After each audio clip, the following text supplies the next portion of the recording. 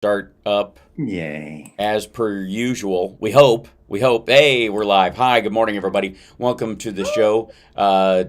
We will be starting the radio show in just a few minutes.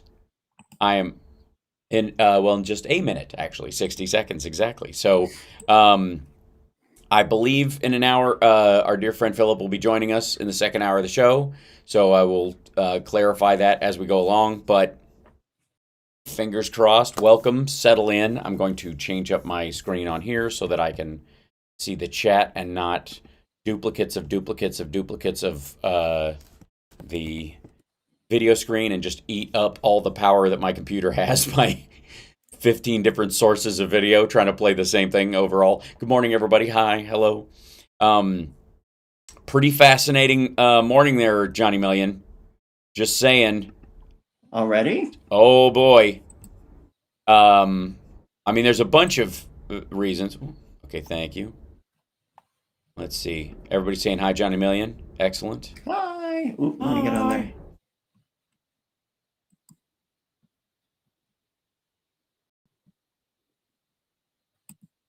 Okay.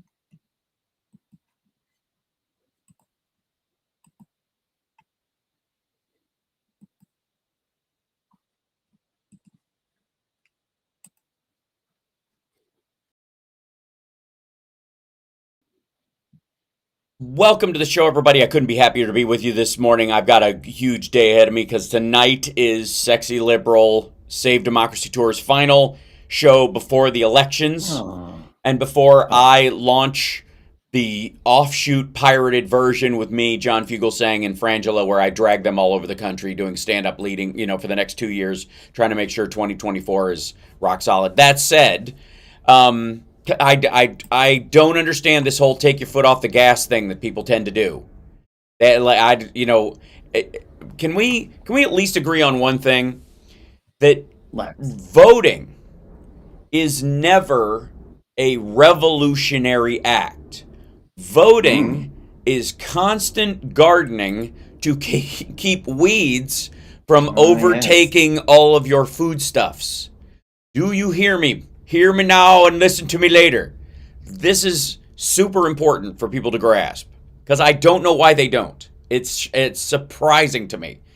Voting in your mind from this point on should more align with proper nutrition and exercise and whatever health regimen your doctor might put you on after you had a major Trump attack and your gallbladder had to be removed because you let it become too Trumpy for 4 years. And your doctor says, I prescribe 10 years of regular voting for sane people just there to do their job. I don't want you to rebuild your country from scratch every 4 years. You certainly don't need to do it every two. Somebody, Prof said, love voting and I'm clean. Yes, voting clean is important. You got to eat, like they say, eat clean when you're working out. You want like simple solution foods, right? Nothing too complicated. Yes. All right. I know that we as a culture have been raised in a vacillation between sort of rock and roll rebellion, standing up to a deep CIA plot that's running the whole world, Alex Jones kind of theory of how the earth works, mixed with trying to get all the other stuff in your life done at the same time, which makes normal stuff so much easier. Oh, isn't it? Which makes would be like if everything was just like if you could just label everything a conspiracy, them against us. You know what I think? I think you're absolutely right. There, you're onto something there, Johnny Million, as you often are.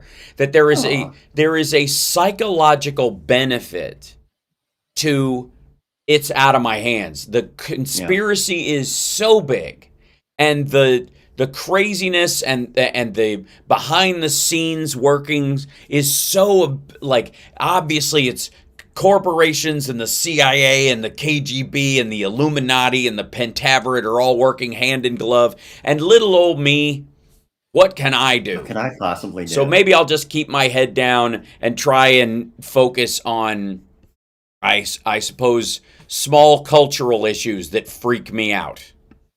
That would, that seems to be how they're jerking the leash Definitely. on the Republican side, right? So, the problem with it is that it's a massive oversimplification that is incredibly unhealthy and useless to actually having a functioning society or governance, because it sets everybody at everybody's throats.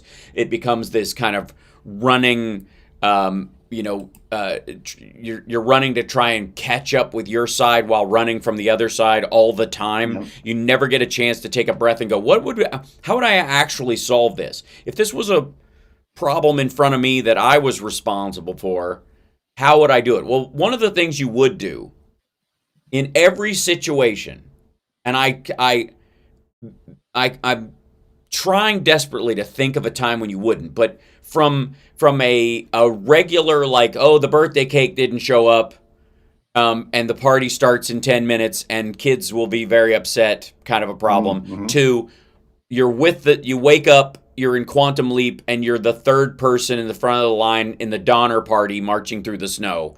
There are a series of things that you would have to do to fix those problems, and one of them is to not put any lunatics in charge of any crucial endeavors. That would be the first. If you really think there's an emergency, self-preservation number one. Exactly. If there's a situation where, all right, we need no extremists and lunatics. We don't need the most heretical. We don't need the people, who are always on about something else to be put in charge. All right, somebody needs to secure water.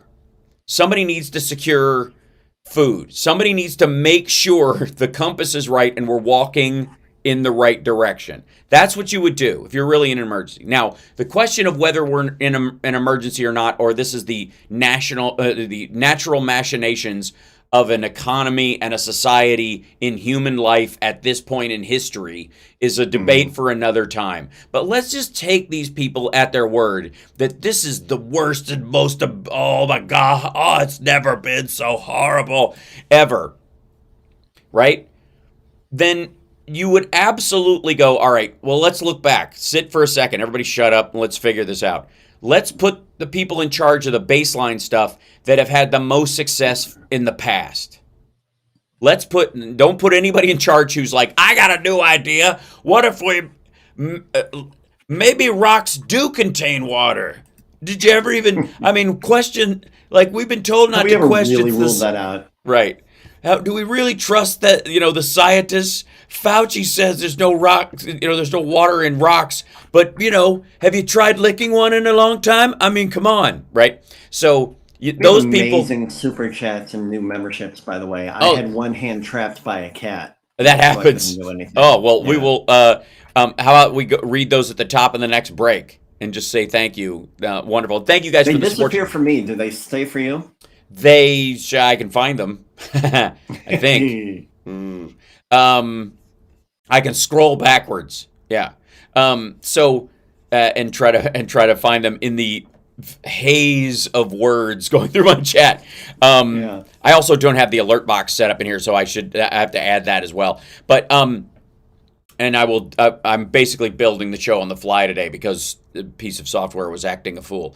But one of the things I would say, and this applies across the political spectrum, is that at no point, if you woke up and you were like magically transported through time or a VR experience into the Donner Party, and there was really a situation where really you were in danger and people's lives were on the line, you would say, you know what, Marjorie Taylor Greene, go find a clean source of water.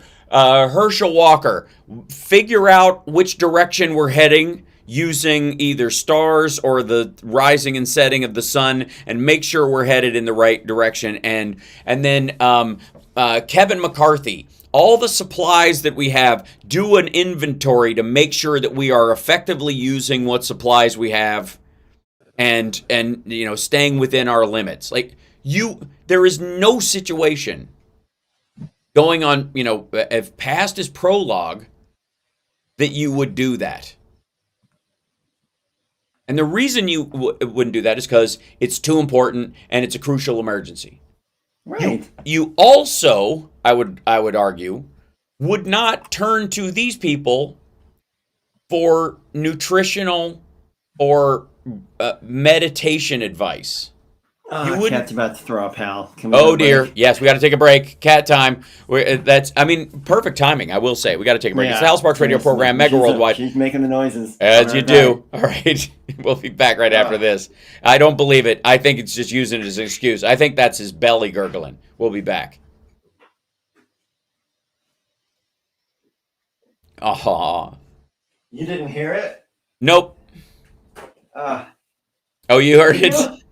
Apparently, it's in stereo. So I was, I only have one headphone in.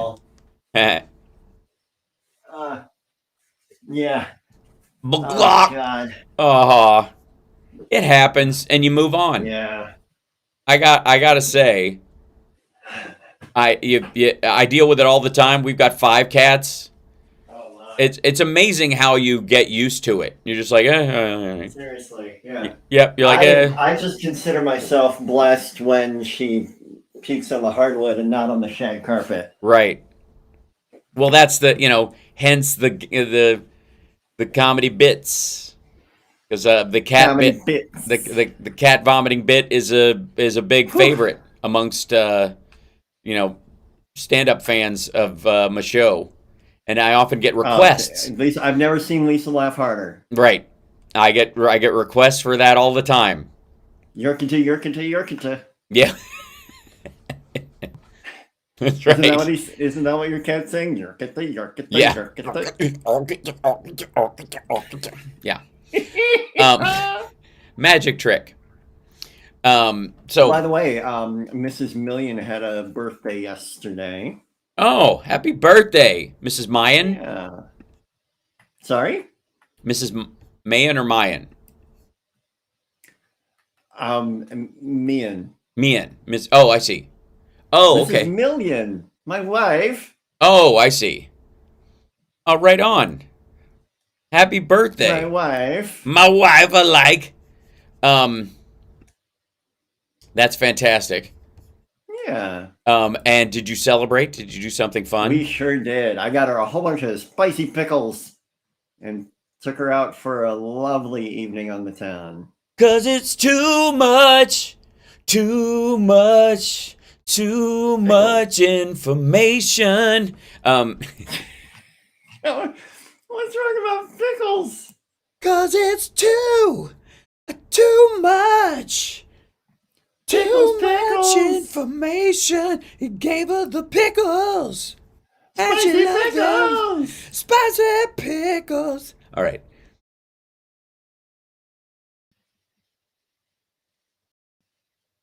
All right. So. Spicy pickles. Those of you, spicy pickles. It's secret conversation that's had behind the scenes. You're not allowed even. But I would like to say for the record, if I may, and I may, that it's been a pretty, as crazy weeks go, it's a pretty crazy week. We'll talk to Philip Itner in the next hour about what's happening in Ukraine, not the least of which is it looks like Kherson is about to fall. The Russians are retreating out of there. And that is, to you in the vernacular of the former guy, huge. It's huge. And so, and just to be clear, huge. Now, you know what wasn't huge this week besides Steve Bannon's luck in court? I suppose his legal bills were, because your legal bills, I believe that technically speaking, legal bills are more expensive when you lose, no matter how much they were. Yeah. If your lawyer works for $1 and you lose, that's an expensive $1. Yeah. Right. Somebody keeps saying do your Geddy Lee in the chat. I can't. It's too loud. I'll do it later. Last night yesterday on my live stream I sang a lot and I did my Geddy Lee impersonation and it was pretty rock solid. And at one point someone typed in, "Your Getty scared my cat," and I've decided that has to be a T-shirt. So I literally yesterday I started drawing on my iPad like an artistic rendering of those words. And your Getty scared my cat. Your Getty scared my cat will be a T-shirt soon. So, anyways, you know who was also kind of a crap week for? Donald John Trump. So Donald Trump had to sit for a deposition in 2 cases this week. Oh, One was the E. Jean Carroll civil suit, and I believe that was Wednesday. The other was this really stupid leftover like class action lawsuit by people who bought this like video phone right before FaceTime took off that Trump was selling on The Apprentice. Oh yeah. And not totally telling people that he was a paid shill for the company. And he was like, "It's the greatest thing. I use it all the time. It's just we stumbled across this," that kind of stuff. And it turns out, no, that's not the case. He was being paid to flim-flam people as usual. He had no use at all for the. And that's an SEC violation. Oh boy, is got in trouble for that. Yeah, who did? Someone. Yet another Republican. Well, one of the other... No, it was like an influencer. Oh, I think it was like Kim Kardashian. Oh, yeah, Kim Kardashian for pushing cryptocurrency. Which, I don't know if you know this, Johnny Million, is complete crap. Cryptocurrency might be, in about 500 years, what we use instead of money once we've, like, inhabited other planets and we're part computer, all of us. We'll use blockchain exchanges of energy and information as a way of currency. But until we all have a chip in our head, people are going to largely like the idea of a suitcase full of cash, even if they go, "It's the fiat currency." Anyway, so crypto is garbage. And you know what's even bigger garbage, which is hilarious to me? This idea, that we'll start a whole conversation about the concept of the petrodollar and how idiotic that is. Because if there's a petrodollar, there's also a chip dollar and a corn dollar and a wheat dollar. And like, it's just what you use to exchange, just a trustworthy currency. It's not based on oil. It's just a large commodity that's traded. Shut up. Anyway, so delicious. Other than that, I have no opinion. But in the meantime, the illusion that the BRIC countries minus India at this point are going to, mainly Russia and China with Iran and possibly Brazil and maybe Venezuela and Cuba are going to start their own cryptocurrency and use that to trade amongst themselves instead of the US dollar. And I've talked about this a few times on my live stream, but all right, imagine you're any of the leaders of any of these countries. And there's a huge China development that I'm going to tell you guys this hour that was sort of mind-blowing and shocking that happened during the 20th Party Congress that just occurred, where Xi Jinping is going to be, Mao clone for life. But the idea that these countries are going to put together a cryptocurrency that they're all going to agree on, and they're going to sit around a table, and China is going to let Russia pin this currency to their currency, or set up a round table of people that decides what its worth is worth and operates a balanced currency exchange between the yuan and the ruble and the rupee and whatever Iran is using these days. I think it's just hand grenades. I think that's how everything is traded there, soup for hand grenades. And Brazil, like they're literally, each of those leaders, each of those countries is going to agree to let one or more of the other countries, namely two of them, namely China and Russia, but work it out between themselves and pick how much the magic cryptocurrency is worth. and peg their currency to it to keep their currency afloat while they cadaver all the rest of the. Get out of here. Stop it. Just stop. Just listen to yourself and stop it. It's lunacy. So anyways, speaking of bad money, so Trump, after the Mar-a-Lago raid, the story was, oh my God, MAGA has come back home. After being in the wilderness and wandering around like a headless chicken dressed as Moses, they did not know, whether or not Trump. Headless chicken dressed as Moses. Yeah, there's 40-year headless chicken wandering around the desert, waiting for a sign from Jesus, Eric Trump. That the second son of the second son.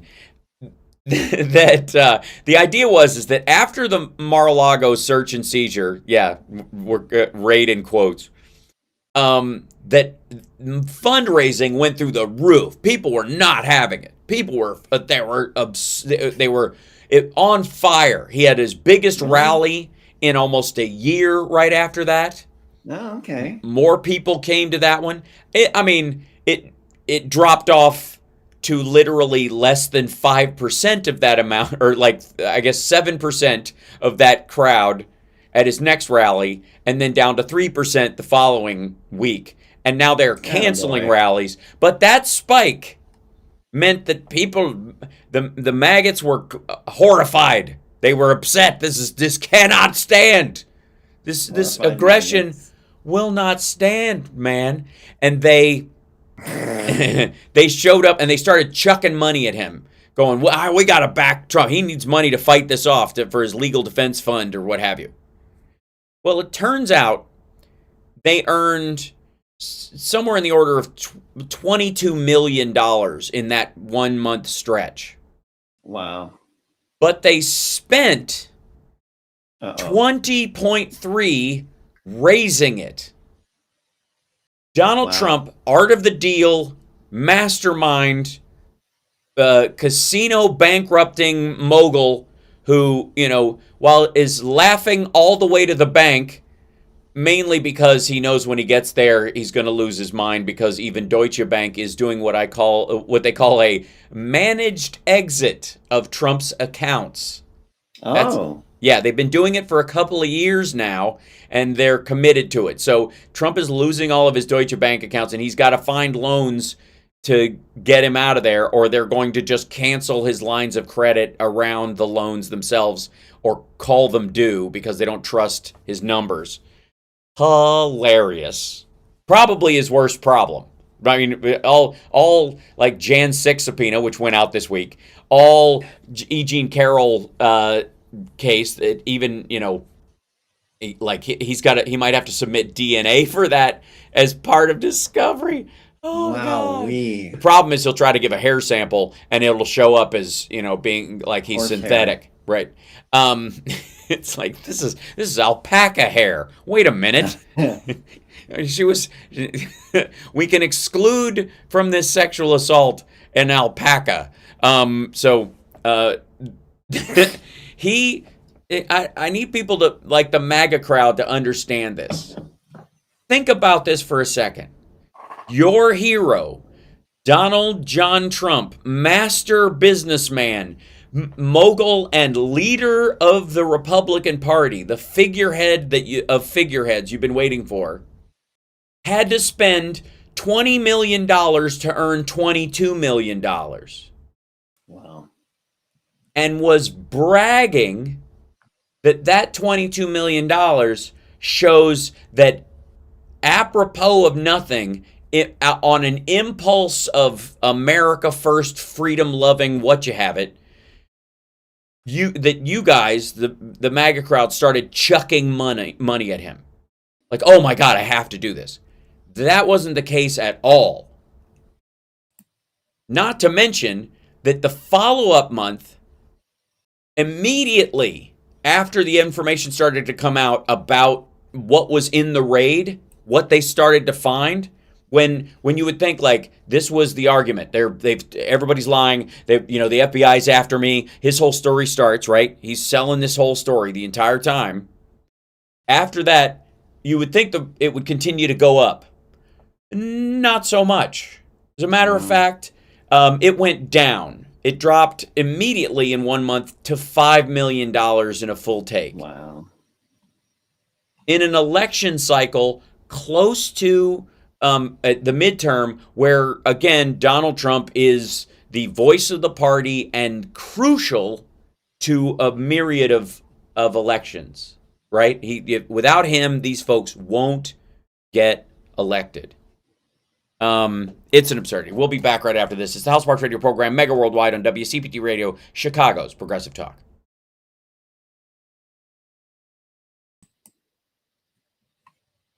My green screen is very persnickety today. I think I have to turn my the light up a little bit. That's the reason, because it's just too dark. Hi everybody. Hi, how are you? We never read those super chats. Oh yeah. Let's see. Hold on 1 second. Gotta go to the other page and open up the other thing. And we'll go to there and look at the thing. Drive this super do. Pause. Hold on. And let's see. Tab chance. Let's see. First of all, thank you, Darren Rice. Appreciate that. And then let's get to the YouTubes in the studios and go to the. I'm very close to my active copyright strike almost going away. We've got a few more weeks. Left over from when I did the My Son Hunter movie. I played it and criticized it the whole way through. I talked over the whole thing. I did all the stuff that you're supposed to do, to make it fair use and all that stuff. Right. And let's see. There's still got a complaint in. Yeah. Well, they did it manually. They did it on purpose. Oh. Yeah. Why will it not show me the thing as the thingies? Show me the thingies. I know Hal Vickery was in there. Thank you so much. I know. Let's see if I can do this. Maybe. I know. Ha. Hold on. I can't open up these other screens because it will start eating computer power. Thank you. What was I going to type in? Yeah, there we go.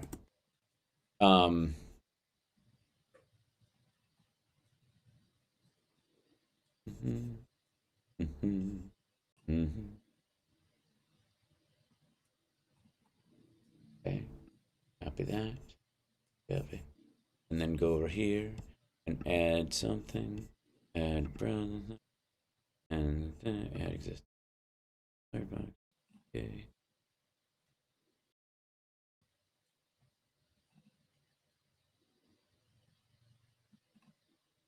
And that way it will be up here where we can see it. Hey, look at that, like that. Yay. Oh, yay. Somebody's starting to pop up. Thank you. Thank you.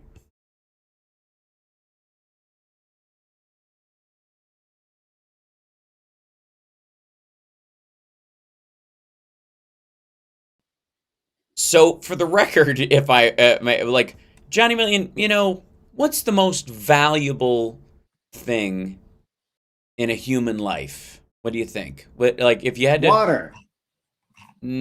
Close. Yeah, can't go long without that. What's the thing, once you use it, you never get it back? Hair gel?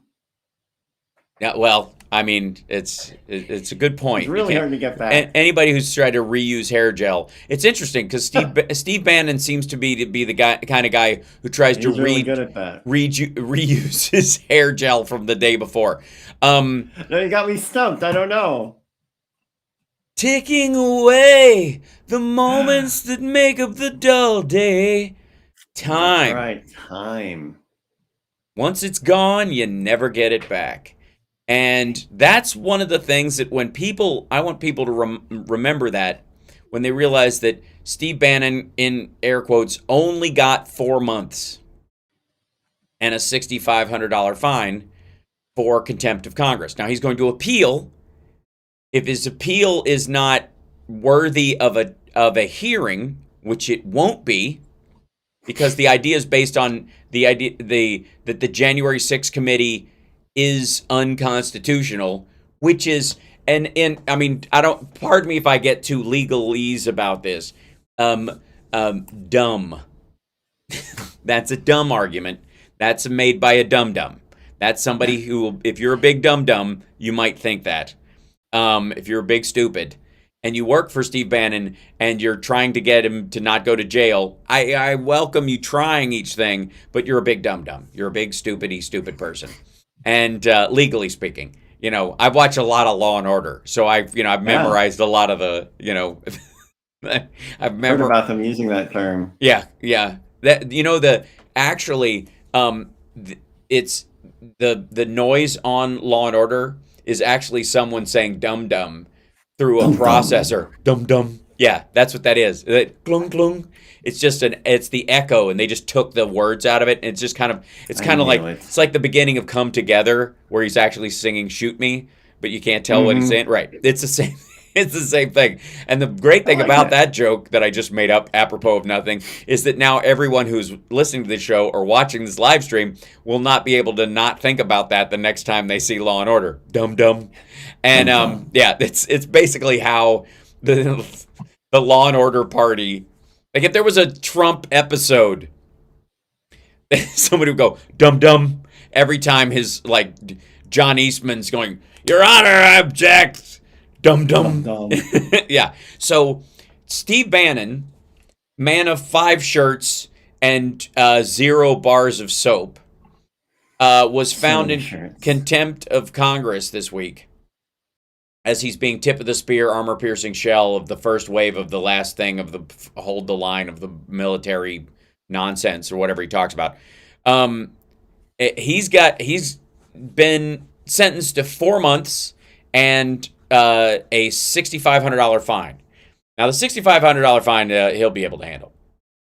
As a matter of fact, they probably raised that on Rumble on his live stream that afternoon.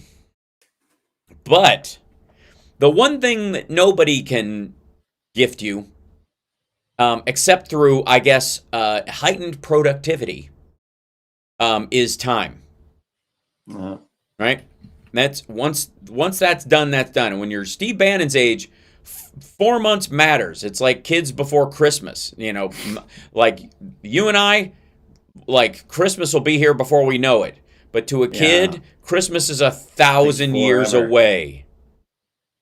And it's for all the folks that are like, will anybody ever pay a price for this? Yes, they will. But you must cross your T's and dot your I's and make sure that by the time you get around to sentencing some of these folks, the MAGA crowd that would take up arms against their own government are quite frankly over it.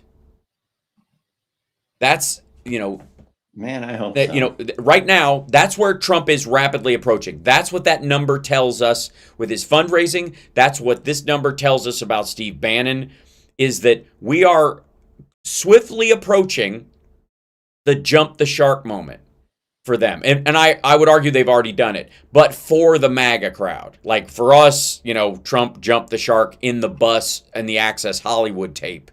For us, yes. For me personally, his scene in Home Alone 2 was enough. I'm like, I'm done. But for the hardcore MAGA crowd, they have a choice in this situation to softly start, like, they're not jumping off the sinking ship, but they're crawling down the side and slowly slipping into the water so people don't see them going. And the only other choice they seem to have is to go full Lara Logan, is to go full QAnon. Because at a certain point, it becomes so ridiculous. The farce of Donald Trump is like the farce of Russian military strategy or Chinese economic factors. at a certain point, you either have to you have to look at reality and go, all right, I was wrong. This is just not even close to what I thought was reality at some point. Or you have to roll your eyes back into your head like a lunatic and guzzle Kool-Aid to try and keep up with everybody else. Yeah. It's the only option at this point, because there is no convincing case for Donald Trump. You have to go full Lago. Yeah, full Mar-a-Lago. Yeah, Maga-Lago. Never go full Lago. Never go full Maga-Lago. Which, by the way, if he hasn't thought about renaming Mar-a-Lago Maga-Lago, we're going to find out when does Maggie Haberman put that memo out, that story. At one point he was floating the idea of renaming Mar-a-Lago Maga-Lago. and for the record, that's what I'm going to call it from now on. Maga-Lago. Maga-Lago. It's actually kind of funnier to say. Mm-hmm. He's down there. Yeah. Maga-Lago. Right. Right. Trump is getting high in Maga-Lago. Anyways, the illusion of Donald Trump as an effective, functioning leader of anything is frankly absurd. It always has been. I mean, going back to when he was gutting the money that his father left to him and his siblings. He was borrowing money out of that trust fund from his sister and his brother, who passed away later, to just keep the lights on at the Trump organization. They don't build anything anymore. They just slap their name on stuff that already exists. Get renovation money from another bank and by lying to them and saying this building's worth a lot more than it is, it just needs a coat of paint. I mean, they are basically it's like the morons version of Armando Mondolongo.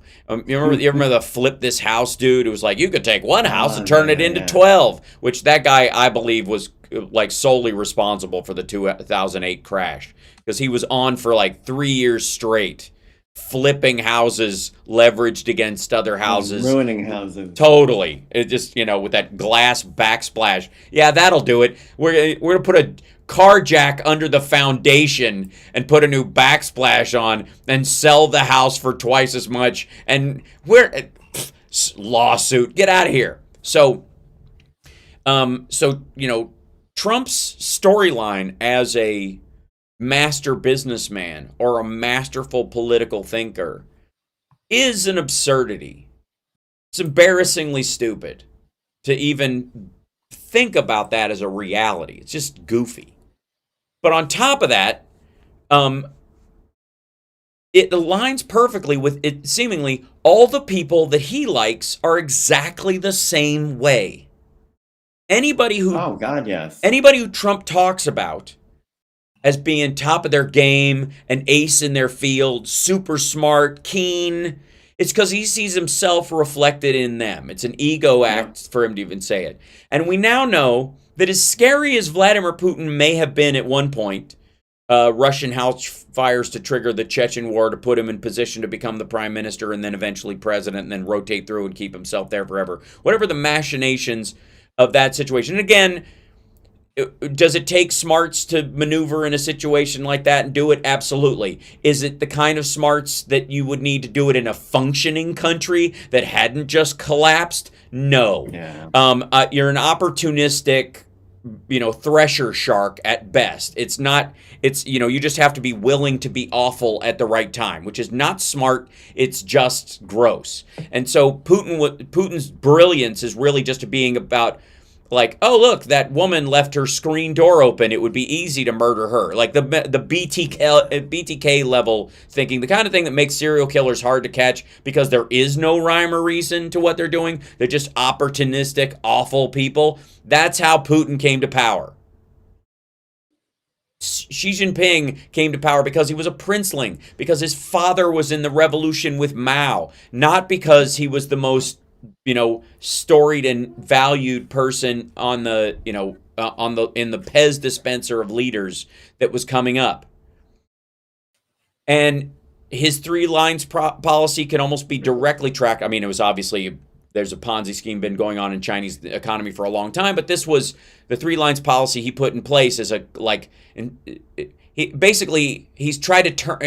China had a headache, and he tried to fix it with a tourniquet. You know what I mean? That's essentially what's going on, which is moronic. Like, it's so dumb. And especially depending on where you put that tourniquet. Right, the only place you can. Obviously, the blood comes from the heart, and it's obviously causing throbbing in the head, perhaps the neck. Right. Same thing with North Korea. North Korea, they're starving. They're basically making their living as a as a criminal organization right now. But their missiles are empty.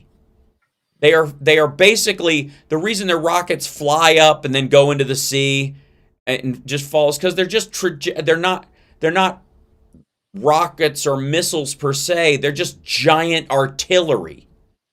And the idea that they have a functioning warhead in them is absurd at this point. And so you could pretty much count on, if Donald Trump said someone was a genius who was keen and they're at the top of their game, you could count on them, when actually tested by life and real circumstance, to be absolute failures. The battle, the opposite. The battle plan of Vladimir Putin in Ukraine might as well be called Operation Trump Casino. Like with just, they should name battalions after Trump steaks and Trump water, and you know what I mean? Like this, it's so bad. And the same thing is true of the Chinese economy. Something shocking happened at the 20th Party Congress.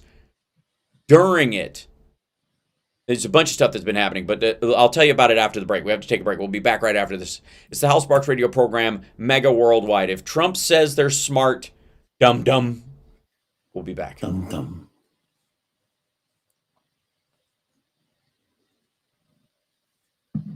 Okay. I'm going to try and do this, see if...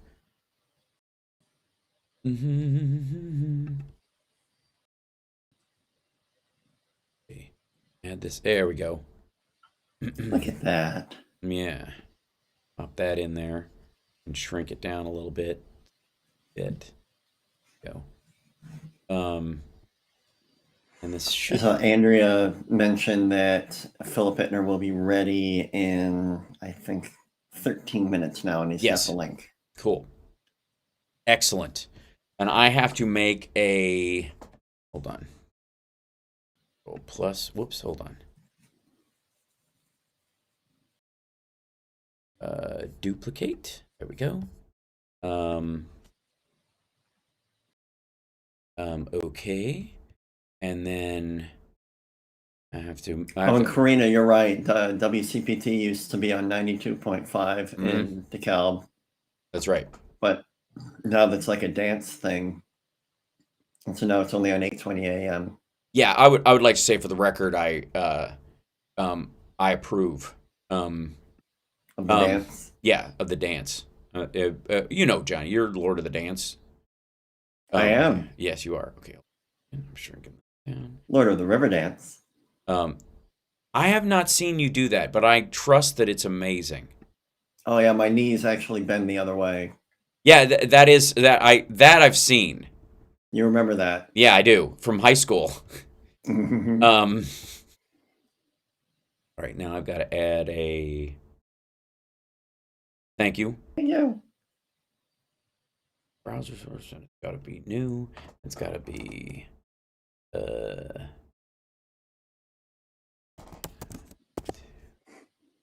okay. Go over here.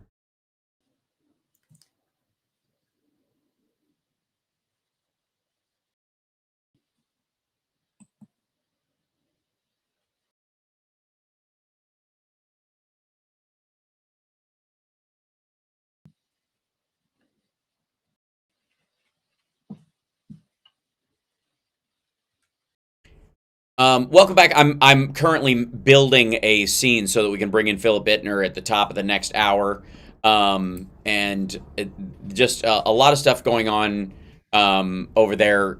Plenty to cover. I hesitate to even like start down that road because there's so much to discuss.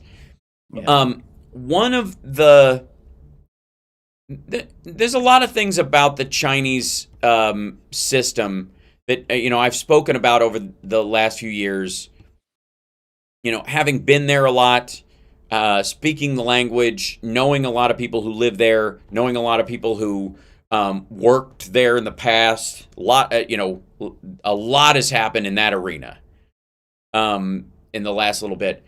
But one of the things that most people know about, I think, Chinese business and sort of social structure that's still very big in the government over there too, is the concept of face, not embarrassing someone in public, and giving them a little bit of like credit and space in a moment, to not embarrassing someone and giving them respect, are very crucial to the regular interactions that go on in regular society, but way more so even in the Communist Party. And again, a couple of details. The People's Liberation Army of China is often called the Chinese Army. People talk about this a lot. The Chinese Army, the Chinese Navy, the Chinese Army. It's not.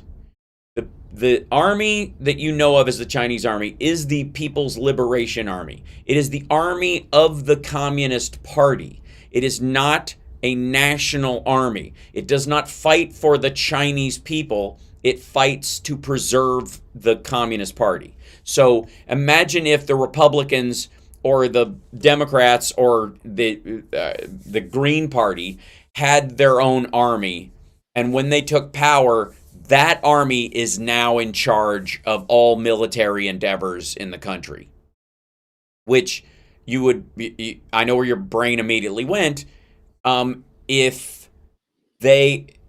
What's to stop them from attacking their own citizens with that army, since it's not really the army for the people and of the people and by the people, it's for a specific party to maintain control. And you would be exactly right. That is why there is no delineation between cops and soldiers on the streets of China, because they fight for the party, not for the people. The ironic name, People's Liberation Army, is hilarious if it wasn't so shocking and frightening. Okay, just so you know that.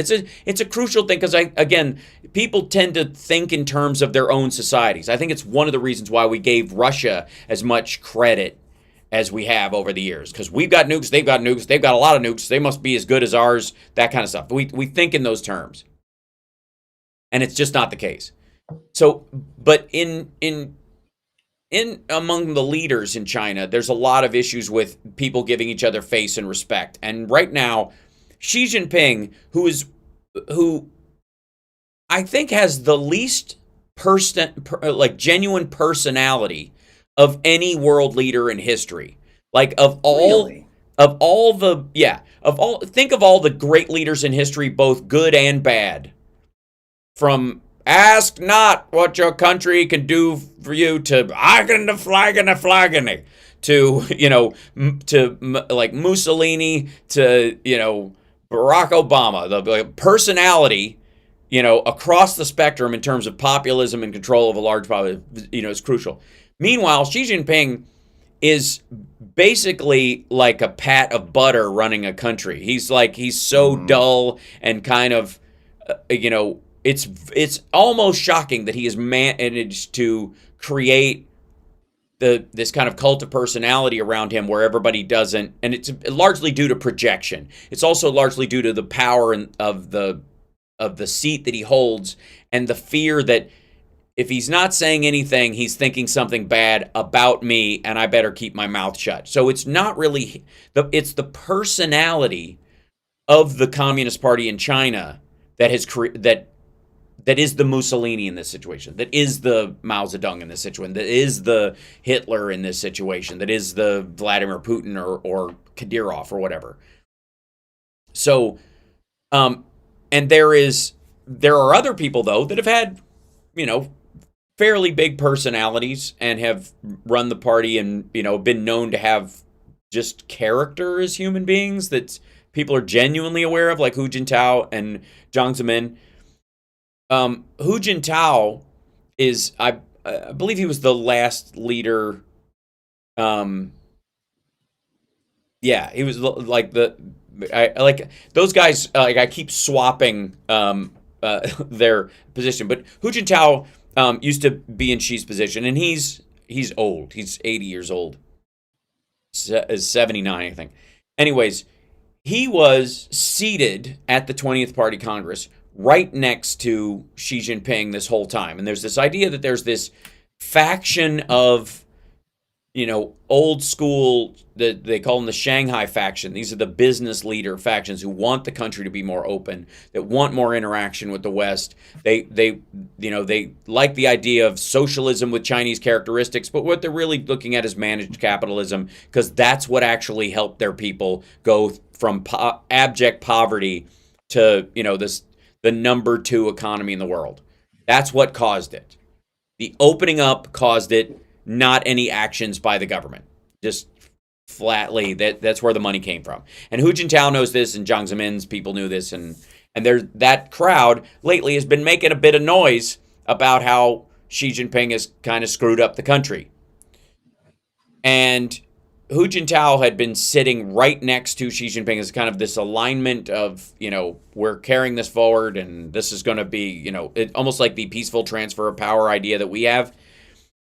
And, oh, that's weird. That's got to be Phil, right? Huh?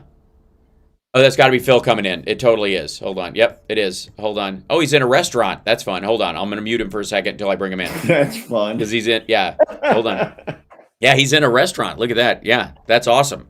We'll see you in a second, Phil. Give me a minute. But Hu Jintao was escorted out of the 20th Party Congress yesterday as he was sitting right next to Xi Jinping. Someone walked over, basically tapped him on the shoulder, and walked him out.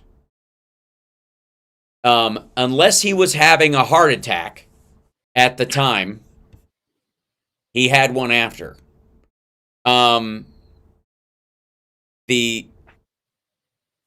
Nobody's saying why, but 2 people basically came over. He wasn't passing out at the time. He wasn't nodding off. He wasn't grasping his chest. None of that. And maybe he has a button under his desk. I'm not feeling well. Come get me. But I doubt it. Oh, yeah. But 2 men came over. And as he was leaving, he turned to say something to Xi Jinping, and then touched Li Keqiang, the premier, on his shoulder as he was leaving. And that's it. That's all we know. Wow. And unless he was collapsing, there was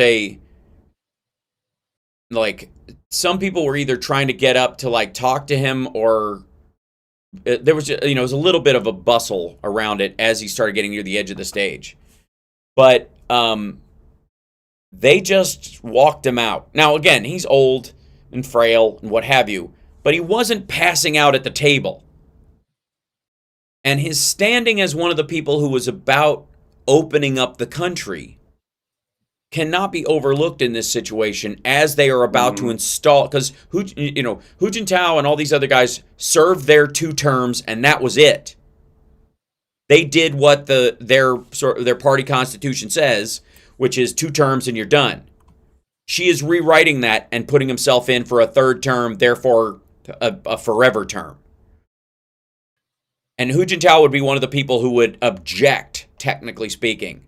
And if he just raised his hand at any point when they object to the idea, an entire section of the room would agree with him. And without that unanimous agreement, Xi Jinping's leadership wouldn't go forward. So they walked him out of the room in front of everybody, in front of 2,000 people. Chinese media has scrubbed that from the internet.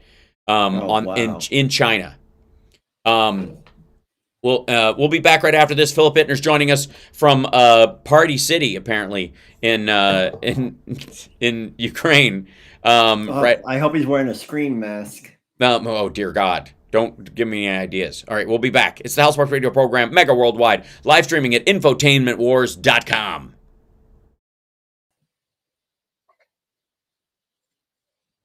All right, now there we go. Now I'm unmuting. Let's see. Now I'm gonna have to see if I can. All right. Yes, I can hear you. Weirdness. I've got to take care of the kitty. Okay, cool. Yes, can definitely hear you. Hold on one second. I'm doing something real quick. I'm putting him into the thing and then the thingy thing. Whoops. Let's see.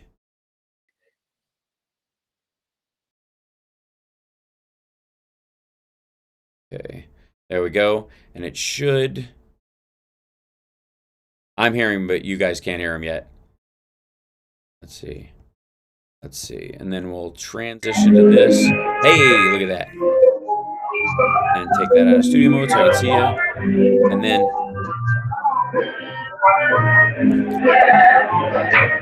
it's very musical in the background. There's a lot of background noise. So I'm going to try and fix some stuff in the audio settings. I figured. Yeah. I figured. Can you hear me over it? It's kind of winning, I have to say. I wanted to tell you. Does this look like a bunch of people who are afraid of Russia?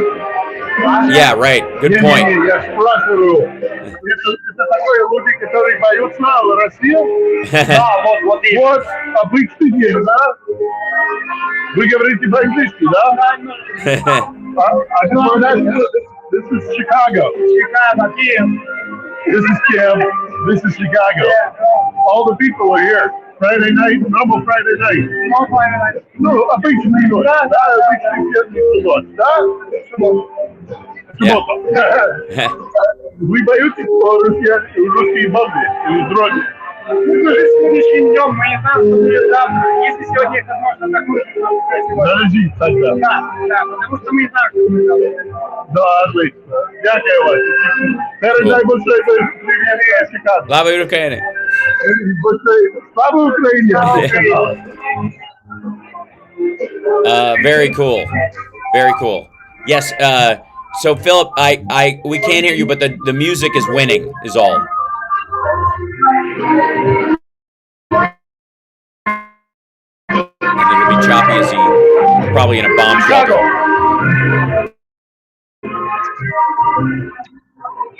I know I'm probably doxing myself by doing this. This is my next door or my nearby restaurant that closes because of, the situation. But you have to kind of get your food early, so I had to grab my food when I could. But look how dark it is, by the way. Yeah. Because we're being told, keep control of your energy output. Yeah, of course. All good. Yeah, I got burgled. You got what? I got burgled. Oh yes, you got burgled. We heard that. Yeah. I think you've already been doxed, as it were. Oh, really? Yeah, Who doxed? Well, when I did the reports from across the street from the pickle market, it was pretty obvious where I was. Yes, exactly. Yeah. And who doesn't like the phrase pickle market? Hold on one second. Let me do this real quick. I don't like in the elevator.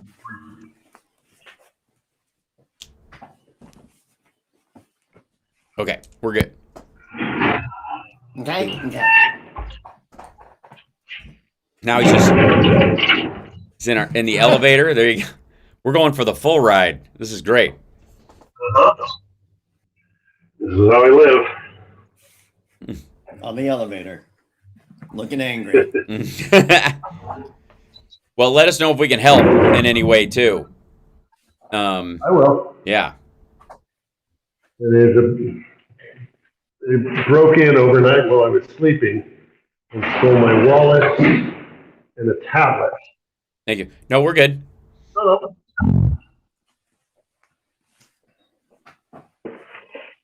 I try to keep my wallet in my anus.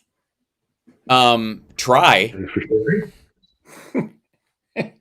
Well, it falls out. That's true because it's prolapsed. Because it's prolapsed. Right. Sure. The wallet, I mean. If you want to feast for your eyes, go ahead and Google prolapsed anus. No, don't. Do not. Don't. Okay, then lemonparty.org. No. Evil. Impolite and evil. Internet memes.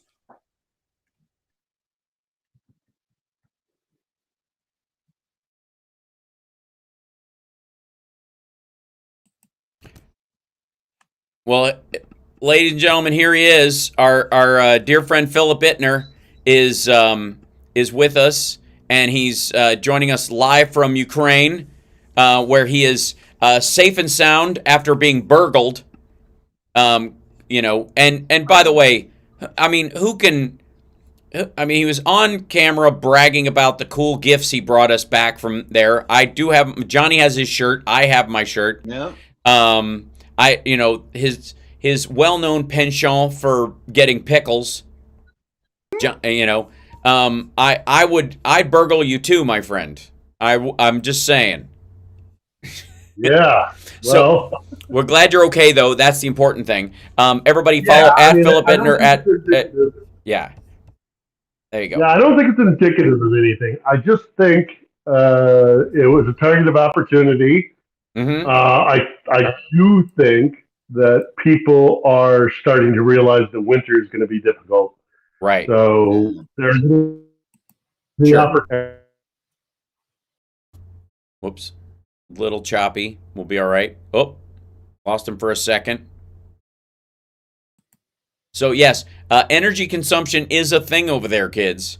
So if there's some coming and going from that, or internet issues where he is, it's completely understood. We do know that he is. Oh, he'll sign back on. Give him a second. We do know that both power and internet are under limitations there. So fear not, all's well. He went out and picked up some food and then came back. The Russians are effectively out of the drones and missiles they would use to strike Kiev and others. They used them all up for all practical purposes last week in their flailing anger about the bridge that they blew up themselves and the pipeline that they blew up themselves. After you run out of bullets, you throw the gun. Yeah, that's exactly. It's just like they're fighting Superman, right? Mm. The bullets didn't penetrate his chest. Maybe a hand-thrown... this gun. Right, maybe a hand-thrown projectile will. So hopefully Philip will sign back on with us as we go on. But and I will say that currently, right now, this very second, as we are speaking, major activity is going on in the Kherson region. And it looks right now the Russians are retreating from the area. That is currently happening. That is there is no there's no two ways about it. It is. Oh, and Philip's coming back. I think we'll have him back up in a second. There he is. Good, excellent. There we go. Welcome back. Not at all. It happens.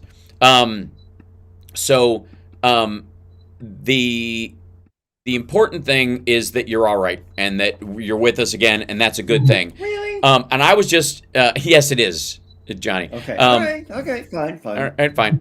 I will say, no more pickles for you, Johnny. Right. See, I'm the one. I get all the pickles. That's right. I get all the pickles from now on. I will say, and there has been a lot of talk recently about what's going on in Kherson. I was just bringing it up as we speak. It looks like, for all practical purposes, the Russians are actively retreating from Kherson right now, that they are evacuating over using pontoons to some degree, but largely over the dam that they have rigged to explode, which is dam that they're threatening. Yeah, the dam they're threatening to explode and flood the valley, the downstream from there. And Right.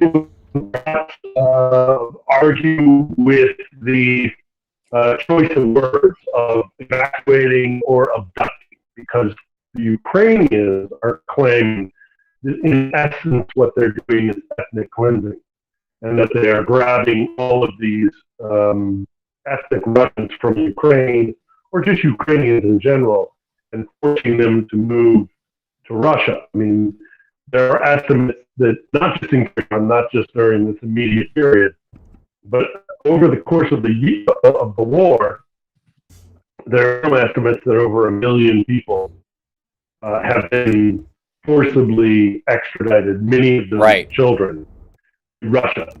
So the Ukrainians look at it differently than an evacuation. They call it abduction. And then in addition to that, the Russians do it for their reasons and the Ukrainians do it for their reasons, but both sides are saying this is for the safety of the civilians. And the Ukrainians say, well, you're abducting people. But in addition to that, yes, we would prefer that civilians are not in the area, because we're about to liberate the city. We're about to, kill as many Russians as we can, and that's going to include artillery fire and all sorts of stuff. So it's probably for the best, one way or the other, that civilians get out of the harm's way. Ukrainians would prefer, however, that they are allowed to go to Ukrainian territory instead of, as they say, be abducted by Russia. Right. So the insofar though as the military, the soldiers themselves, there has been a there's been a constant kind of recurring theme, which is they run out of resources because they've been cut off. They get surrounded, and then large portions of them either surrender or are killed, and then rinse repeat. And it seems to be that one of the arguments that I've heard for why Russia is having such a hard time in Ukraine is because NATO does what's called pull logistics. Pull logistics. And the Russians do push logistics. And for those listening, pull logistics means you're on the front line and you say, I need this, I need this, I need this, and they send it. And in Russia, what they do is they just send you stuff and they go, that's what you got, use that. And so if they send you the wrong stuff for the job you're doing, tough luck, make it work. And there's no recourse secondarily. So they tend to push their stuff into the front line. That's why there's so many ammo depots the way they are. Is because there's going to be a pile of stuff there. Go use that pile. Which is, and again, with no NCO class or an officer corps that has guys who are on the front line officer corps, not the kind of guys who sit back in the command post. The equivalent would be say a major or above. Broad strokes here. Right. But in our system, it would be like a major or above. Those guys rarely go out into the field onto the front line. But we do have an officer corps. We have lieutenants and captains and all that.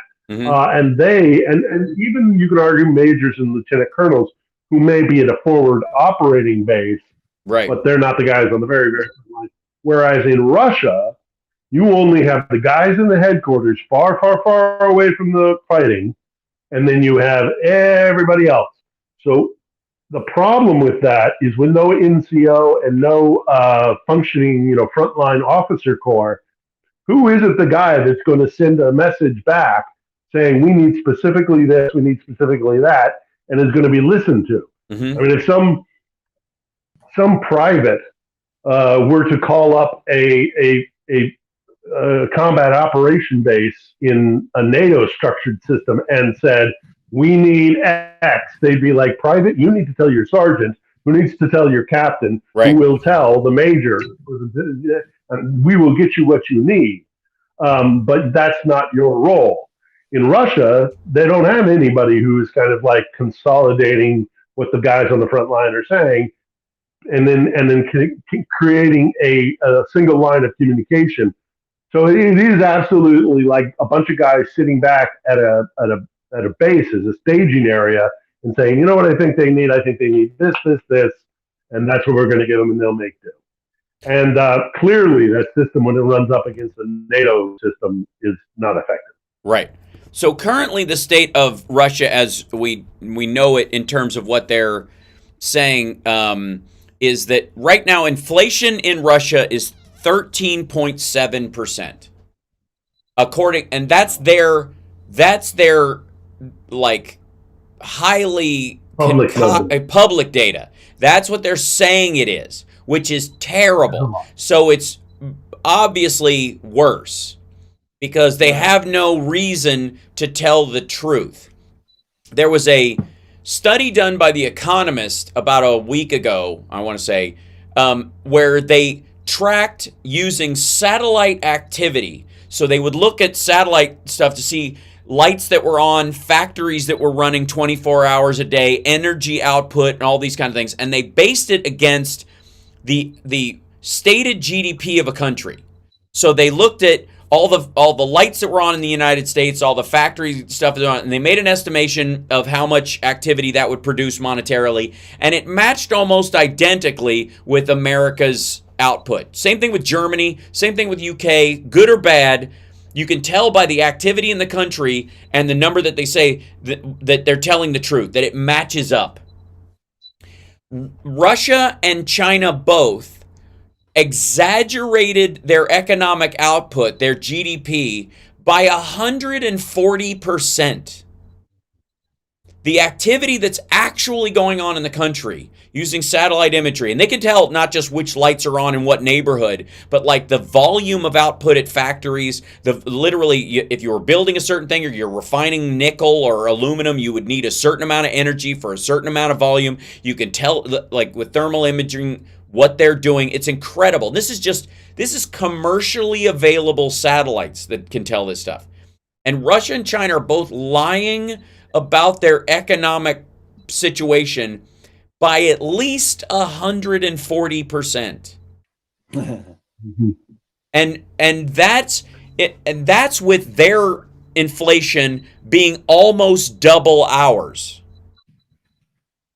Yeah, and even worse than that, when it comes to Russia, and I don't know how it is in China, but in terms of Russia, there's this massive black and gray market. Mm-hmm. So when you look at like taxation as a indicator of GDP, you have no idea because everybody's evading tax. Everybody is squirreling something away in their back pocket that doesn't go on the books. So we have no idea what the Russian economy is, good or ill. Yes. It certainly isn't going into state coffers.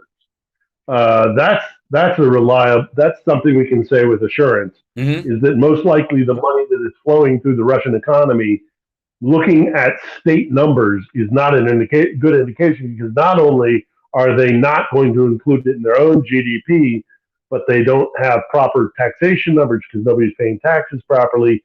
And in addition to that, the numbers that are flowing through the government, through the state, are oftentimes skimmed off.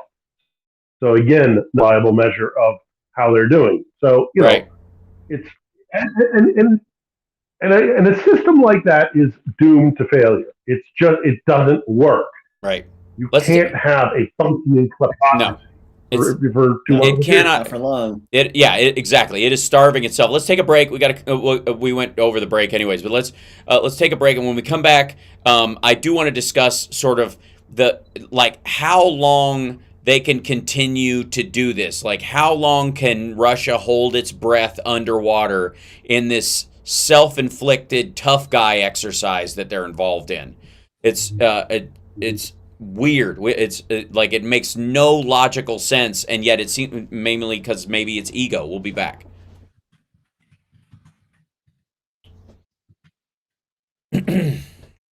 I've been looking at the economic picture of both Russia and China over the last couple of weeks in particular, because in China it went from bad to terrifying.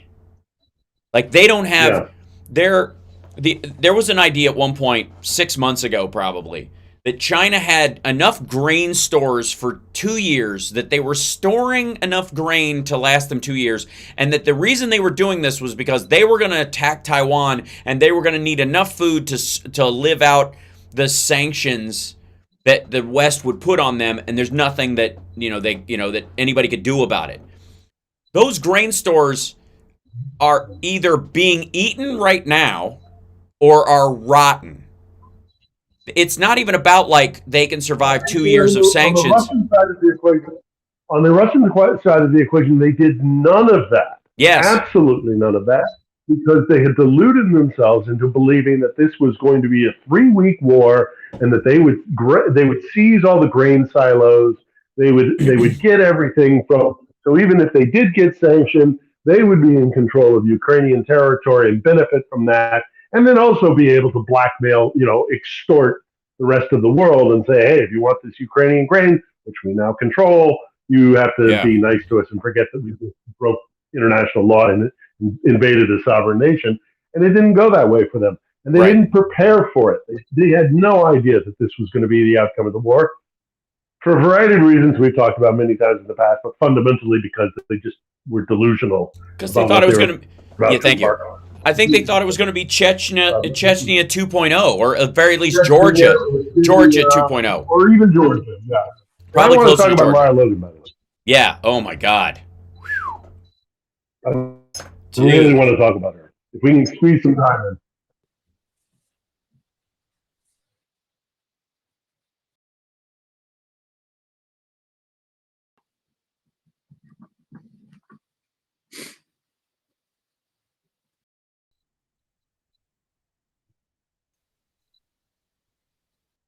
Hooyah. Welcome back to the show. So we were talking during the break just about what Russia thought, this was going to be, in theory, what it was going to be like. And looking back over like the Chechnya war, which was, where they got more than they were expecting, or Afghanistan for that matter.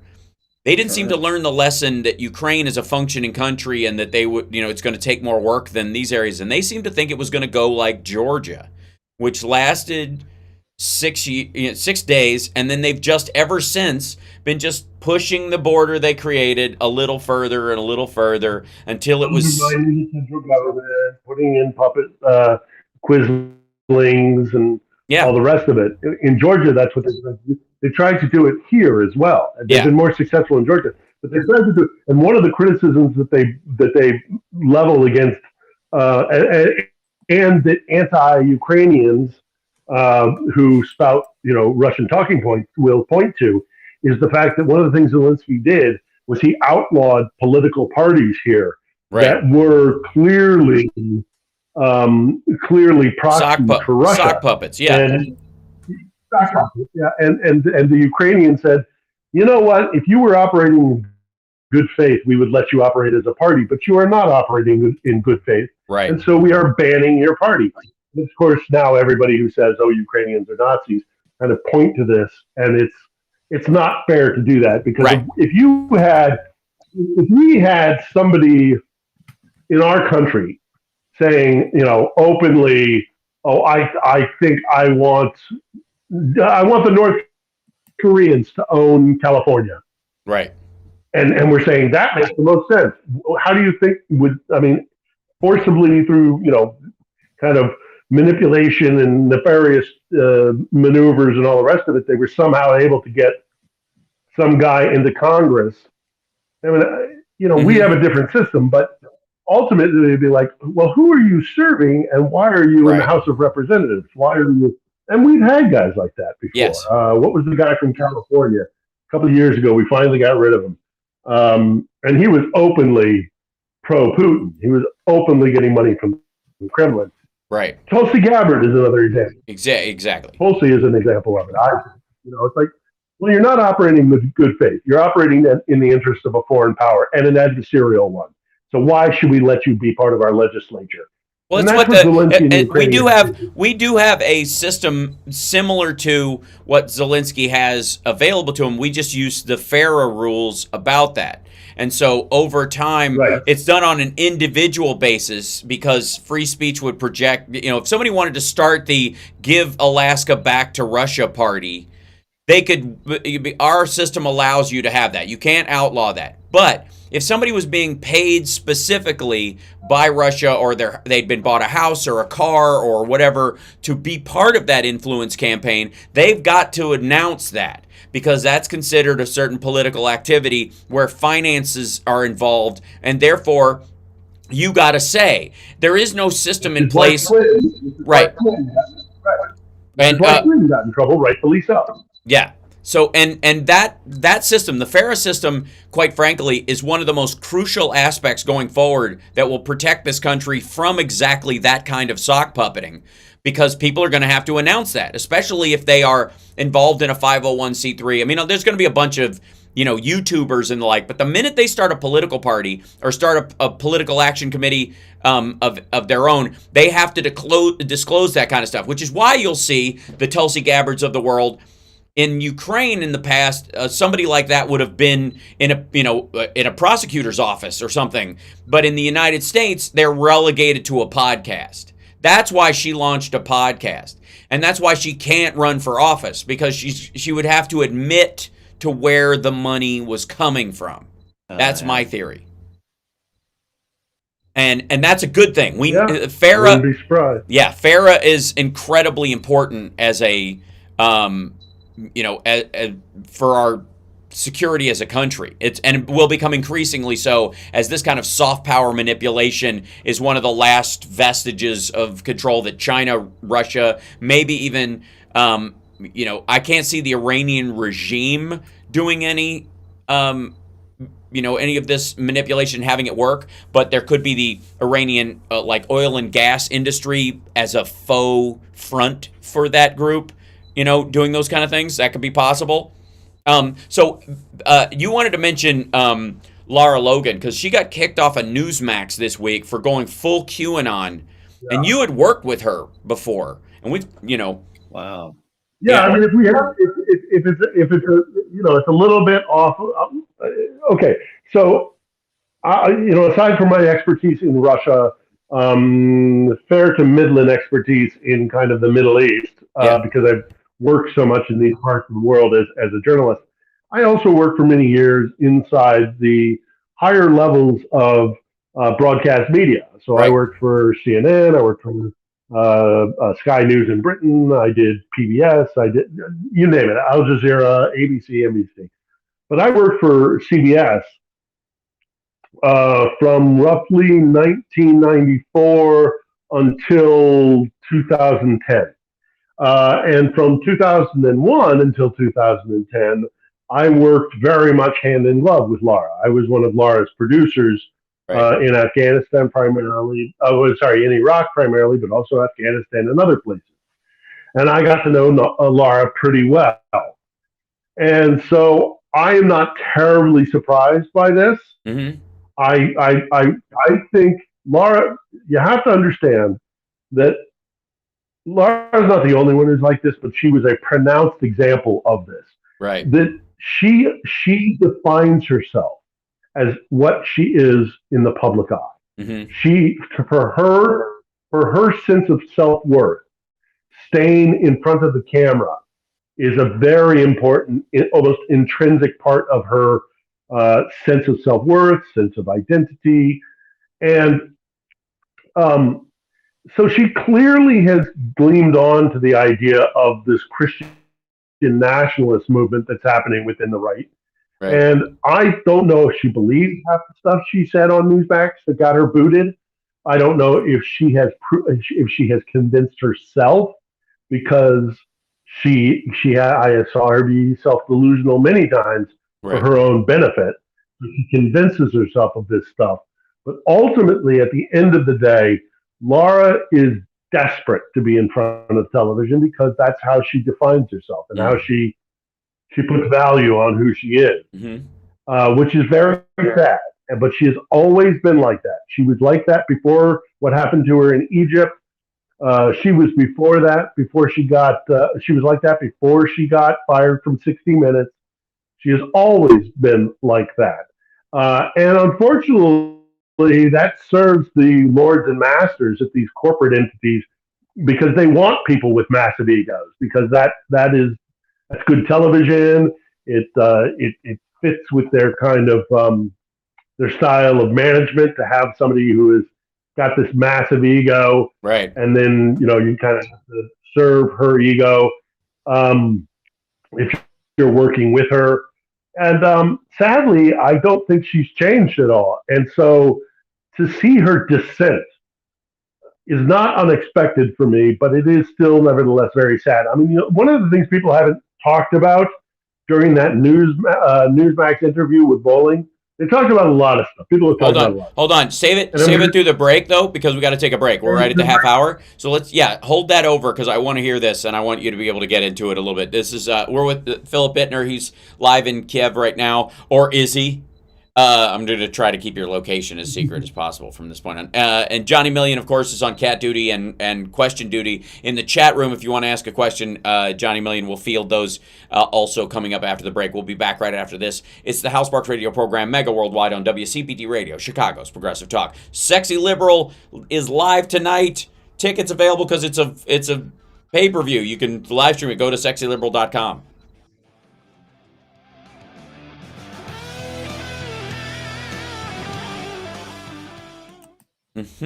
Be right back, y'all. Do what you gotta do. Just mute, for God's sake, man. Yeah. Yeah, the burglary was not a lot of fun, I'll tell you that. No. I woke up in the morning, my door was wide open, and they had stolen both my wallet and a brand new tablet that I bought. Oh no. Because as we're starting to go through these energy blackouts, I wanted something that I could run off of power banks.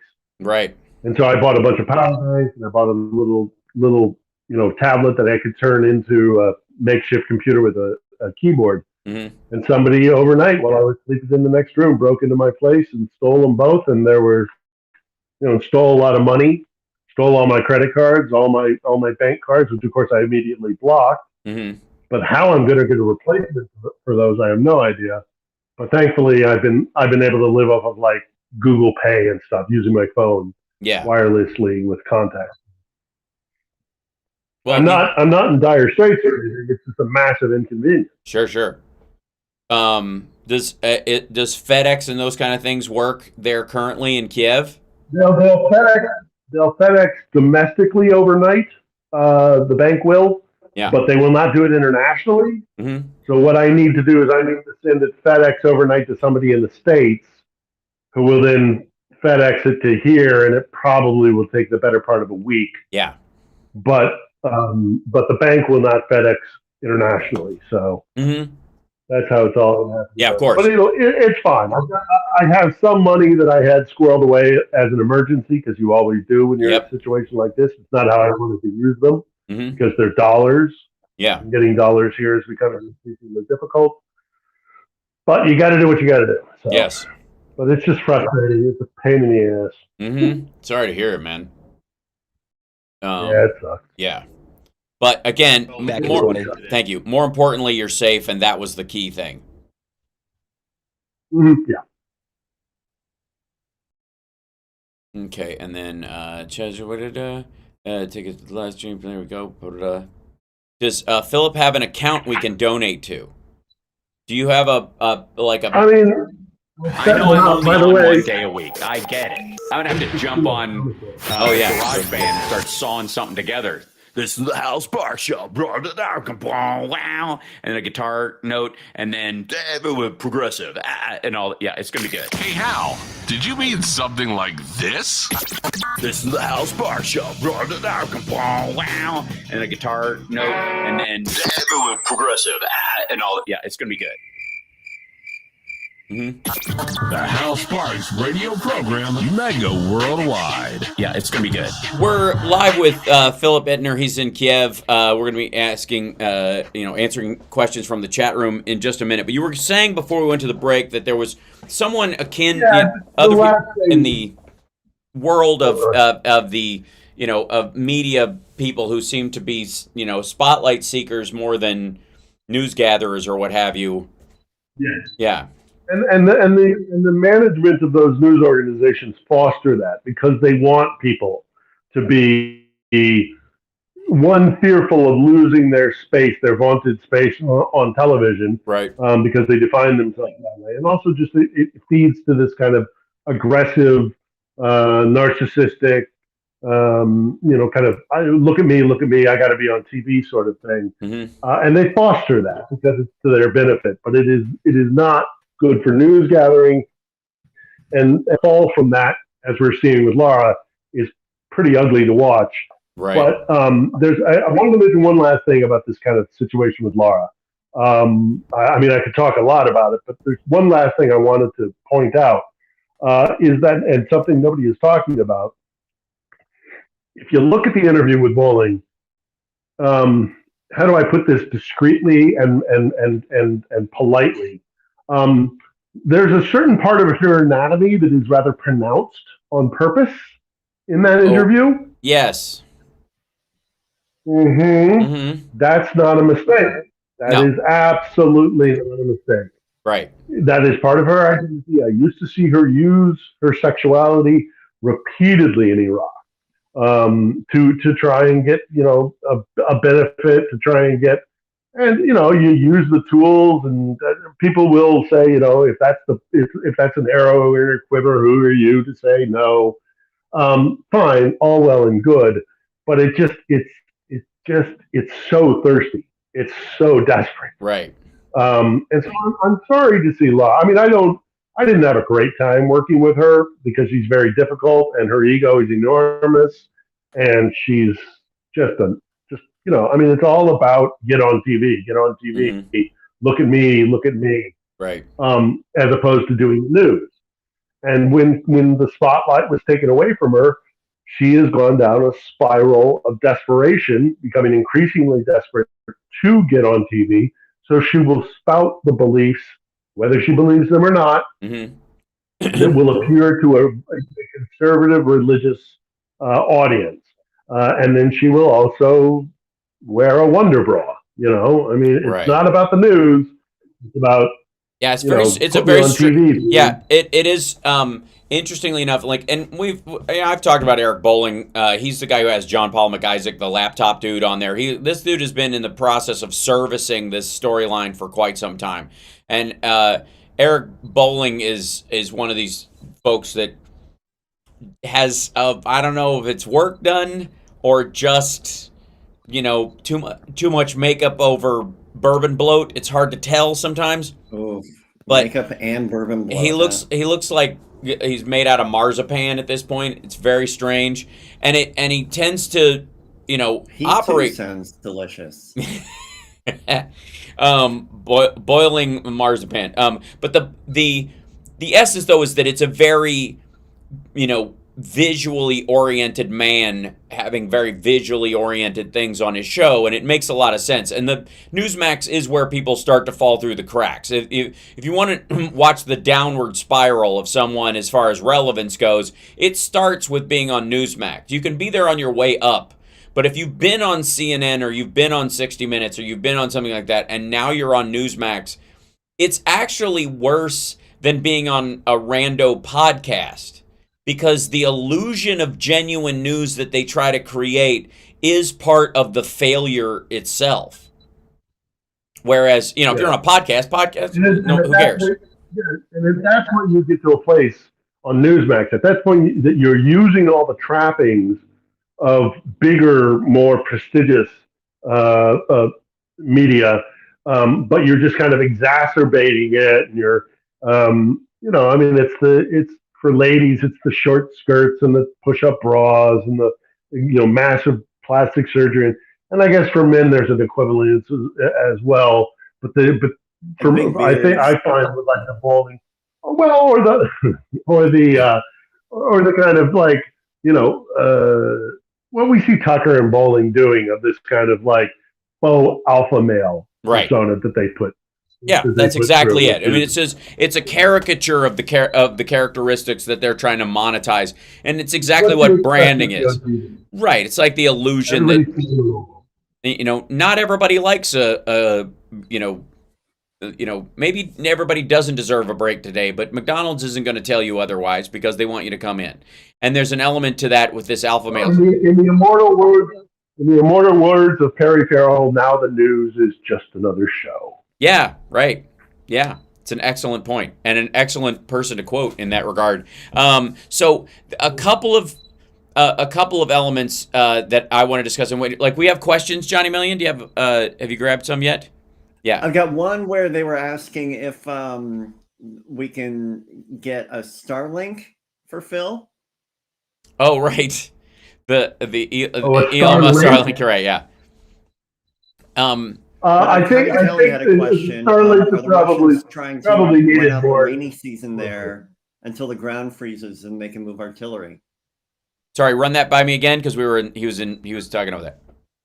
Are the Russians trying to run out the rainy season there until the ground freezes and they can move the artillery? I don't think so. I don't think that's the reason why the Russians are not mounting some sort of offensive or something. I think they're more concerned with just responding to the Ukrainian offensive. Yeah. Yes, what is called the Rasputitsa is on its way. It's starting to rain to get into that season, and it's going to be much more difficult to move around, even more than when winter does come through. But the question, and it's a good question, and I'm glad it was posed, but it presupposes that Russia has agency, and increasingly it does not.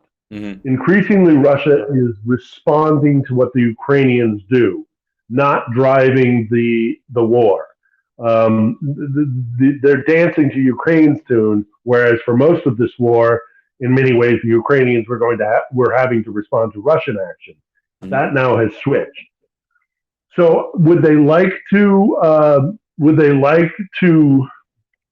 get through the rainy, muddy season and then get into winter so that they had better maneuver?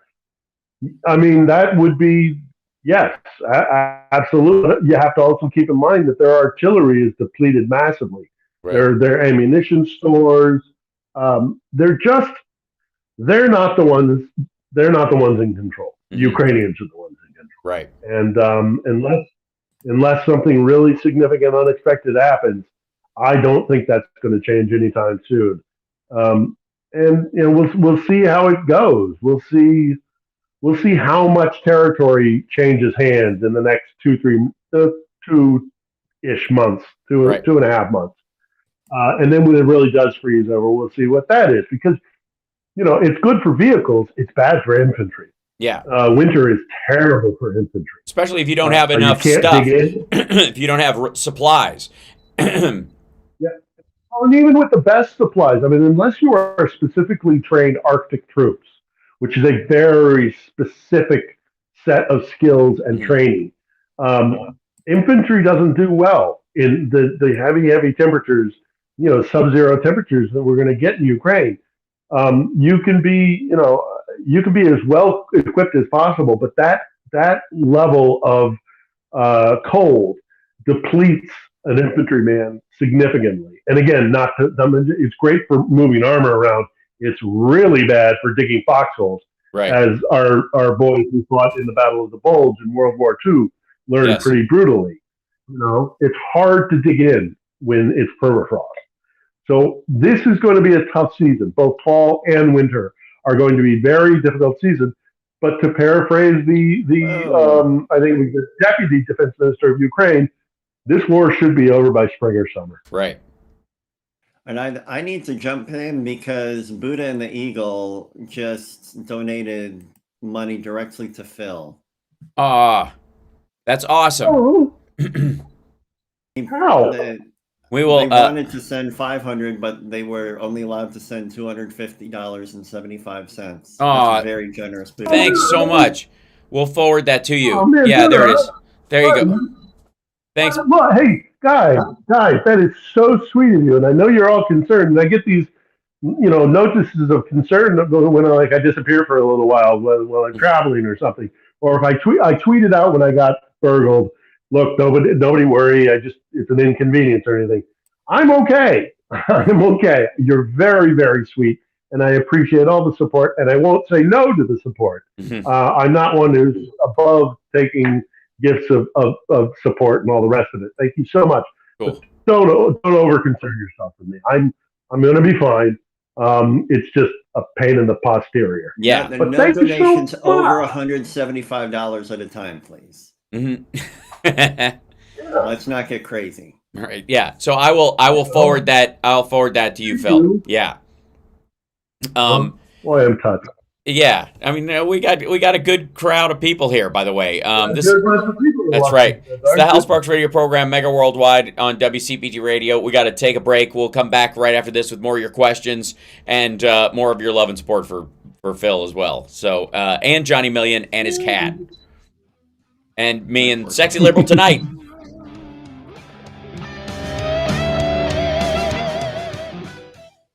So the Kremlin installed mayor, whatever they're called, of the Kherson Oblast has ordered everybody to evacuate from the city of Kherson. Has ordered an evacuation, and the only people that are staying behind are Ukrainians, largely, who either are blessing still alive, but also are just refusing the evacuation order because they're going to wait to be liberated. And that by their own people? Yeah. Yep. Well, and we've heard reports from Kherson. Thanks, Mark. Of the Russians as they leave saying things like, you better not tell the Ukrainians anything bad about us. You better not give them any intel that will be counterproductive for us, because we'll be back. Thank you. Mm-hmm. Retribution. So, right. That's a bunch of BS, but it's interesting to see their mindset. Yeah, well, I mean, it's like an abusive boyfriend. Happy, you are happy. Let us be happy together, whether the weather is cloudy or sunny. I will always be your funny honey bunny. I am lucky, you are lucky. Let us get lucky together, whether the weather is cloudy or breezy. I'll be there to say, hey, come on, let's take it easy. 'Cause isn't it nice to have the friends that you do? And isn't it nice that the sky is so blue? And isn't it nice to say I love you, chugga chugga choo choo, woo woo. I am smiling, you are smiling. Let us smile together, whether the weather is cloudy or stormy. I will still be there in the morning. I'll be right by your side in the morning. I'll make you breakfast in the morning. I hope that you like cereal. Yeah. Can I just say, for the record, one of the things that we don't get to point out often enough is how masterful her uke playing is in that. Because that's listen to the timing of her playing that. It's like that noon again that she's doing, that's just, it's very impressive. I'm just saying. I mean, beyond the beautiful singing voice and the lovely lyrics. Very talented. Very talented woman. So, we were mentioning during the break that the leader, the installed leader of the Kherson Oblast, in Ukraine has ordered the evacuation of Kherson. My feeling is there's been a similar order on the down low of Crimea as well, because it seems like, whether they need to be told or not, people are beating feet, especially after the bridge, to get out while they can. And again, I have a tendency to believe that not only having seen the pictures that Sweden pushed and put up of the actual pipeline, the explosion looks like it was from the inside of the pipeline out, which totally feeds into my pig theory. And then the same thing with the bridge, that they blamed on this truck, arrested a bunch of people, and yet they themselves must know that there was a vehicle under the bridge that was more likely the culprit, that was to the right of the bridge, to the right of where the truck was, and was more likely the thing that actually exploded. So it's all for show. And we know they're not above a good, false flag. There's another point I want to make. Oh, absolutely not. There's one more point I want to make about the Kherson. I'll do it right now. Yeah. And then I got to make another point about that whole like fake narrative that they push. Right. But before we move on from the Kherson mayor, he put out a video. It's god awful with a poem written by himself. Oh yeah. Saying the lyrics are such that I see Prague, I see Warsaw. They're Russian. Yeah. I see Paris. I see London. That's Russia too. Yeah. This whole sort of like Ruskimir thing. There will come a time when Russia will be the dominant, and all land is ours because we are Russia and we are glorious. It's sad and pathetic because the guy's also not talented at all. But it shows you the mentality of these guys. So moving away from the Kherson mayor, I want to talk a little bit about the false narrative issue because there was another thing that happened on Russian TV, which was I want to say, again, it wasn't Shoigu, but it was somebody in the defense ministry or somebody in the security apparatus who was doing an interview and he didn't realize his mic was hot. And he sat down before the interview started and there was a live feed. And he said, and they must have been streaming as well as broadcasting, because his mic is hot and he's sitting down and he says to the interview, let's just not talk about the Iranian drones. Yes, we all know that they're Iranian, but we're not supposed to say it. And he did it with a hot mic. Oh. I mean, and so it's just like, well, and also not only are you guys incapable of changing the narrative, but you're just so sloppy. Well, one of the other pieces of information that came out about the Iranian drones this week is that there are Iranian techs in Crimea on the ground helping them operate those drones. Now, the West and NATO has been very specific that they're like, we'll show you how to use them, but you got to come to Poland for this or Turkey, training, to use stuff. But we're not going to have techs next to you flipping the switch on your behalf or telling you what button to push because that's an escalation. That's the World War escalation. That's what we don't want. And so the West has been very good about that. There's been people like Malcolm and others who are there by their own choice. Malcolm.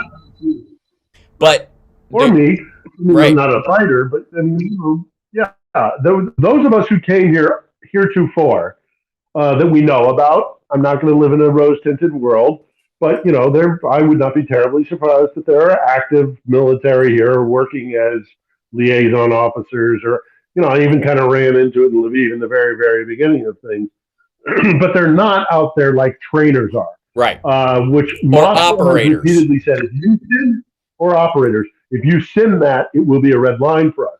Well, now we're seeing them in Crimea, so they've lost the high ground. And many people have been saying one of the things that is desperately needed here is not only trainers, operators, but also like people who can assist in repair and recovery and maintenance and that kind of stuff to keep what we gave them working. But now, also in addition to that, with the increased threat from the drones and from missiles, and clearly Russia's intention to try and bomb the Ukrainian people into submission, which will not happen. I don't know if the stream was happening at the beginning of this talk, but I started in a packed restaurant picking up my dinner. Nobody was afraid. Everybody was out. It's a Saturday night. It's not going to work. They're not going to intimidate these people. In somewhat, but there's a lot of talk. There's a lot of talk about sending in advisors and operators for anti-aircraft weaponry, most notably when it's a naval system, it's called a phalanx system, which is this incredible Gatling gun that we used in Iraq and Afghanistan to shoot down mortars. So it could equally be used to shoot down drones or even missiles. And that would be, I think, of great use to the Ukrainians. But they would have to be taught how to use them, and they need them ASAP. So there may come a time before too long, now that that Rubicon has been crossed with the Iranians in Crimea, you might see NATO advisors on the ground here. We'll have to wait and see. Yeah. But clearly we have to do something to improve their air defense, because it's going to get worse. Agreed. I mean, ultimately, the fact that I mean, it's a bad step that the Russians are bringing Iranian, techs who've created these drones in to actually run them, actually help with targeting, actually help them make them more lethal, because they are dumb-ish drones even still. So it's kind of a weird situation where you couldn't figure out how to use one of those things. That you would need a tech is very sad and odd. Like that in and of itself is a terrible sign, because it's not. These are not high-quality drones. Iran, which has been under sanctions for 50 years now. That they're the guys that you're going to call in because your own experts can't figure it out. Yeah. I mean, now mind you, how I don't know if you remember, or Johnny, I don't know if you remember this, but about a decade ago, the Iranians did capture one of, I think, was our Raptor drones. Yep. And reverse engineered it. So they do that because they stole a drone from us. That they were able to steal some of that technology. But those things, those Shahabs are awful. They're terrible. I mean, it is so funny to hear Ukrainians talk about them because they do. They call them mopeds. Yeah. Because the sound of the engine is so right. loud. Wow. And they're not very destructive. They're not very effective. They're not. They have to use a lot of them. Weapons. And it's a sign, by the way, it is a sign of the Russians committing war crimes, because these things have to be set. They're dumb drones. They have to be set on a coordinate early, and they have to be intentionally sent towards something. You're giving it a coordinate. So if it hits an apartment block, that's where it was meant to go. And not only that, they know that many of them will be shot down on the way in because they're so slow and so noisy. So they send multiple ones. So there's multiple evidence that it's like in a murder and attempted murder charge where you fired at someone several times and then you shot them. They have the other bullets too to prove that you were shooting at the person while they were walking. You were intending to do this, that you can't claim that the one that hit them was an accident because your gunfire was following them as they walked. That's evidence. The same thing is true in Iran right now. With the Iranian drones in Ukraine right now, that they are sending 8-10 of these things in to try and hit an apartment block or civilian infrastructure, which is illegal in the rules of war. Not like Russia cares, but it's true. And they're doing it over and over again because they know they're using crap and the stuff is easily shot down. Now, we're low on time, so let me check and see if there was another question, Johnny Million, before I get on. I think we got them all. Okay, great. You guys were covering what they were asking. Okay, great. Well, let me just say, look, we're definitely going to have electrical grid problems. Right now, I look out the window, it is absolutely pitch dark because I'm probably one of the only people in my area, which is this is three large square blocks of the city. And I don't see more than two other, windows with lights on. A lot of people have left. A lot of people are taking heed of what the government is telling them to do in terms of energy consumption. Yep. We are told to get as many of these as we possibly can, power banks, and to fill them up during the day or overnight if we have power when the usage is low. I am noticing in the stores that they are becoming increasingly rare to find and buy. People are preparing for a very difficult winter. And I fear that that when that happens, the bon ami, the solidarity between Ukrainians may fracture slightly, because there are always going to be people who are opportunists. There are always going to be people who are driven to desperation. We're going to try to avoid that as much as possible here in Kiev, I'm sure. But there are going to be. So look, I got burgled, okay, and I'm not drawing the conclusion. What I am saying is that there are going to be people who are going to be opportunist or desperate. But by and large, I still have faith in the Ukrainian people, and I think generally they will stick through this winter, survive, and get on the other side. But everybody is preparing for it, and they may be putting on a brave face, but there's a lot of trepidation in Kiev about not only being attacked because we're the capital, but also, how are we going to sustain ourselves when so much of the energy infrastructure is going to be destroyed? It's going to be a tough winter. It's going to be a really tough winter, but nobody's going anywhere. Nobody's afraid. And everybody is kind of like, well, we'll just have to struggle through a difficult winter, and then we'll beat the Russians.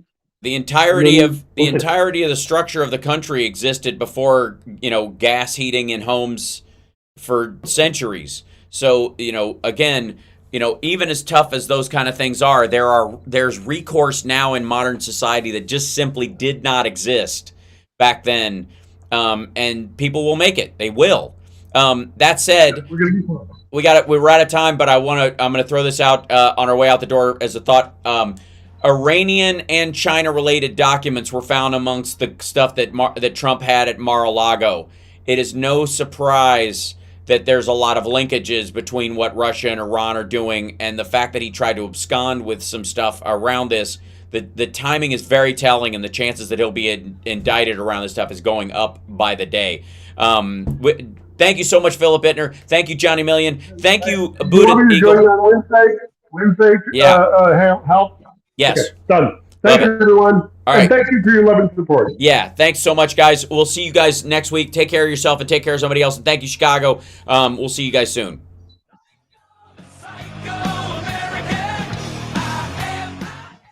And I've got sound check in a little while, so I got to gather my stuff up and get myself going. Yeah, exactly. So thanks, guys. HAL. Thank you so much, Chicago. We'll see you guys later. Johnny Million, love you. Have fun. Thanks, me too. There's a little spritz that keeps the stain from showing up on the carpet. We have bottles of it everywhere. It's good stuff. Anyways, much love and thank you guys in the chat room. Thank you for your support. Wednesday, Al, yeah? Yep, we are good. You gonna be on the road or home? I'll send you. I'll be on the road, but yeah, I'll send you all the info as we go. All right, cheers, everybody. Thanks so much.